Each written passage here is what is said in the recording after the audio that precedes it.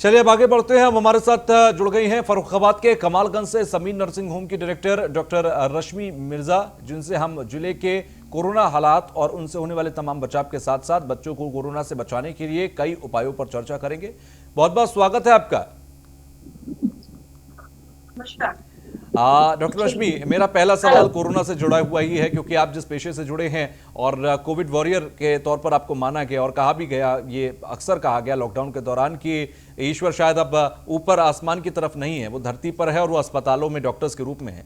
तो सबसे पहले तो उसके लिए आप लोग का बधाई के पात्र हैं। साथ ही साथ नर्सिंग होम आप पहले जिस तरीके से थे, क्योंकि लॉकडाउन के दौरान कोरोना जब आया तो बहुत ज़्यादा पैनिक सिचुएशन थी, लेकिन अब बहुत सारी रिसर्चेज हैं, एक्सपर्ट्स के ओपिनियंस हैं, तो बहुत कुछ समझ में आ चुका है कोरोना को लेकर। अभी कोरोना की स्थिति क्या है? कोरोना की स्थिति ये है कि ये डे बाय डे बढ़ रहा है और अपने फॉर्म्स को चेंज करके, म्यूटेट करके ये ज्यादा फेटल फॉर्म में सामने आ रहा है। इवन फ्रांस जैसे कंट्री में इसका दूसरा एक वेव आ चुकी है, जिसकी वजह से वहां पर नेशन वाइड लॉकडाउन कर दिया गया है। पर अपने कंट्री में जो है हम लोग कुछ गॉड गिफ्टेड है, कुछ ईश्वरीय देन है हमें कि हमारी इम्यूनिटी बहुत अच्छी है और जो फर्टिलिटी रेट और कंट्रीज में देखा गया वो इंडिया में नहीं है। लोग रिकवर करके आ रहे हैं। ऑल्दो बहुत अनप्रेडिक्टेबल है कोविड का जो डिजीज है वो किस पे कैसा इफेक्ट डालेगा। कई बारी काफी एजेड लोग भी रिकवर करके आ जाते हैं और यंगस्टर्स फेल कर जाते हैं इनसे सर्वाइव करने में। लेकिन फिर भी हमारे यहाँ पर जिस लेवल का पैनिक क्रिएट हुआ था उस लेवल का इफेक्ट नहीं देखने को मिला। And this is just because our climate and our will power और आवर इम्यूनिटी।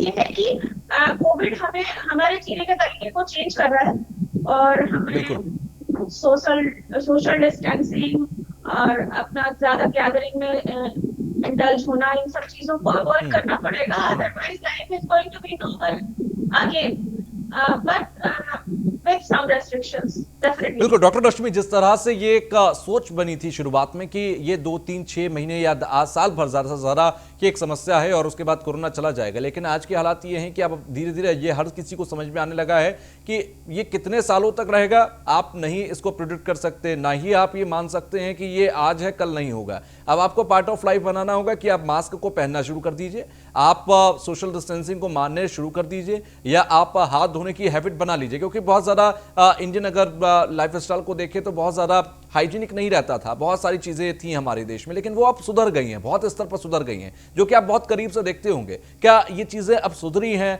या अभी भी बहुत ज्यादा सुधार की जरूरत पड़ रही है? जी, अभी भी सुधार की बहुत ज्यादा गुंजाइश है और जरूरत है। हमें पर्सनल हाइजीन पे बहुत ज्यादा क्लोज कॉन्टैक्ट से अवेयर रहने की जरूरत है। हमें समाज के डिफरेंट तबकों में इस चीज की अवेयरनेस काफी पहुंच चुकी है, फिर भी अभी और बढ़ाने की जरूरत है कि हैंड वॉशिंग, सैनिटाइजेशन, साफ सफाई, गैदरिंग्स को डिस्कस करना कि ज्यादा लोग एक जगह ना इकट्ठे। बिल्कुल, इस तरह से चीजें बदलने वाली हैं। I am very hopeful that ये हमारी जिंदगी को चेंज करने वाला है पॉजिटिवली।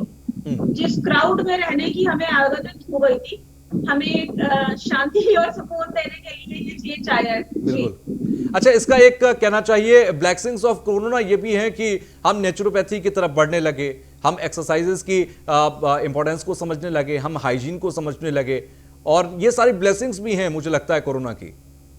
मतलब जो साइड इफेक्ट्स है ना वो हमारे लिए अच्छे हैं कि हम अपनी वे ऑफ लिविंग को चेंज करना चाह रहे हैं। हमें अपना इम्यूनिटी बूस्ट करना है तो हमें वे ऑफ लिविंग चेंज करना है।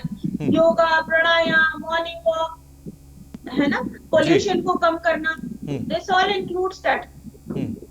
अच्छा, साथ ही साथ एक और बड़ी जो मुश्किल होती है वो आजकल जो सबसे ज्यादा फेस करने को मिल रही है, आप लोग भी बहुत ज्यादा मुखातिब होंगे ऐसी चीजों से, ऐसे पेशेंट से। फ्लू भी अभी चल रहा है, डेंगू भी है, तीसरा कोरोना तो है ही बहुत पहले से। तो ऐसे में सबके सिम्टम्स अगर देखा जाए तो बहुत कॉमन है, लगभग मुझे लगता है कि 90% से ज़्यादा सिम्टम्स कॉमन रहते हैं। तो डिफ्रेंशिएट कैसे करें? बहुत ज़्यादा पैनिक हो जाता है अगर किसी को कोल्ड फ्लू हो जाए, वायरल इन्फेक्शन हो जाए, तो उसे सीधे कोरोना से जोड़ दिया जाता है और वो घबराहट, फिर वो पैनिक सिचुएशन दिखने लगती है। इसके लिए कोई एक फिनोमिना हो सकता है कि ये चीज़ देखिए, ये चीज़ देखिए और फिर डिसाइड कीजिए कि आपको क्या है? डेफिनेटली सबसे बड़ी बात है कि कोविड 19 इन्फेक्शन में जो थ्रोट में प्रॉब्लम ज्यादा होती है, सांस लेने में दिक्कत होती है, ऑक्सीजन सैचुरेशन हमारी बॉडी में कम होने लगता है। तो हमें रेगुलरली क्या करना है कि अपना टेम्परेचर मॉनिटर करना है, ऑक्सीजन सैचुरेशन को मॉनिटर करना है एंड थोड़ा सा डिफरेंशिएट करने की कोशिश करनी है कि ये अगर ज्यादा एग्रेवेटेड फॉर्म में है तो हमें डेफिनेटली अपना कोविड टेस्ट करा लेना चाहिए।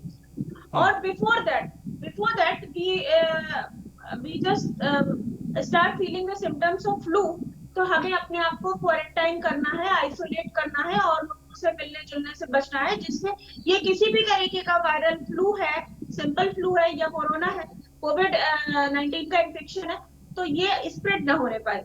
जी। अच्छा, कोविड अगर किसी को हो रहा है, क्योंकि मुझे भी कोविड होकर चुका था और ऐसे में मैंने जो फील किया कि मेंटली स्ट्रांग होना बहुत जरूरी होता है। अगर आप मेंटली प्रेशर लेने लगेंगे तो आपको वो ज्यादा रिएक्ट करते हैं सिम्टम्स।